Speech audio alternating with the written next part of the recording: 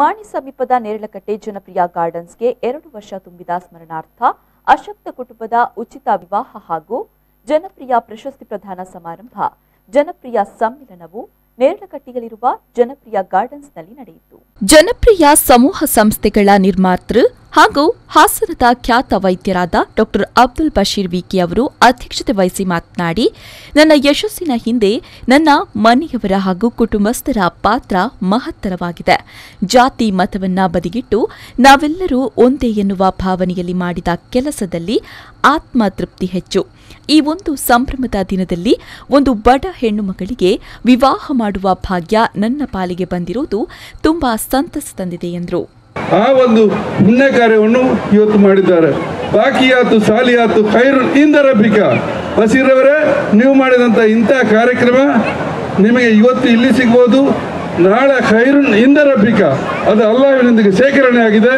ಸವಾಬಂ ಖೈರುನ್ ಅಮಲ, ಅದೊಂದು ದೊಡ್ಡ ಸವಾಬಾಗಿ ಅಮಲಾಗಿ ನಿಮಗೆ ಪರಿವರ್ತನೆ ಆಗ್ತದೆ ಎಂಬುದಕ್ಕೆ ಸಂಶಯ ಇಲ್ಲ. ಈಗ ಬಸೀರವರು ಮಾಡಿದ್ದಾರೆ, ನಾವೆಲ್ಲರೂ ಇಂಥ ಕಾರ್ಯಕ್ರಮವನ್ನು ತೊಡಗಿಕೊಳ್ಳೋಣ. ಮುಖ್ಯ ಅತಿಥಿಗಳಾಗಿ ಭಾಗವಹಿಸಿದ್ದ ಹೈದರ್ ಪರ್ತಿಪಾಡಿ ಮತ್ತು ಜನಪ್ರಿಯ ಪ್ರಶಸ್ತಿ ಸ್ವೀಕರಿಸಿದ ಶಿಕ್ಷಣ ತಜ್ಞರಾದ ಡಾ ನರೇಂದ್ರ ರೈ ದೇರ್ಲಾ ಶುಭ ಹಾರೈಸಿದರು.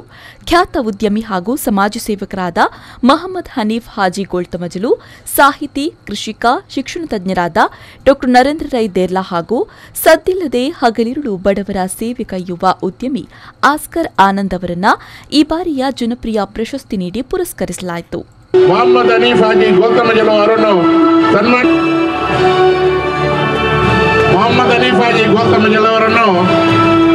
ಜನಪ್ರಿಯ ಪ್ರಶಸ್ತಿ ನೀಡಿ ಡಾ ಅಬ್ದುಲ್ ಬಶೀರ್ ವಿಕೆ ಅವರು